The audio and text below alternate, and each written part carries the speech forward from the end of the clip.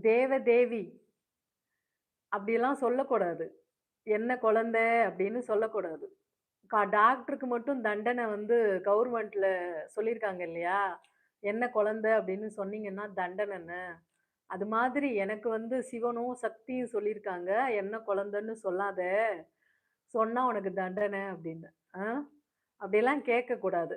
அதாவது ஒரு ஆண் வாரிசுக்காக மட்டும் தான் ஆலயம் போய் வாக்கு கேட்கும்போது, உனக்கு ஆண் வாரிசு நான் குடுப்பேன்னு கனி குடுப்பாங்க.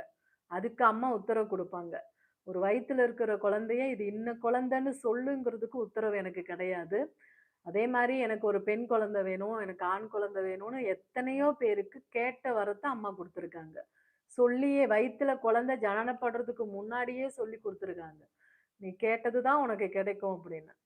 ஆனா இந்த மாதிரி சொல்லக்கூடாது தங்கம். நீ ஆசையில கேட்டியோ, எதுல கேட்டியோ, எதுவாக இருந்தாலும் நல்லபடியா பிறக்கணும்னு அம்மாவ வேண்டிக்கோ தங்கம். நானும் வேண்டிக்கிறேன். நானும் ஆசீர்வதிக்கிறேன். நல்லபடியா குழந்தை பிறக்கட்டும்.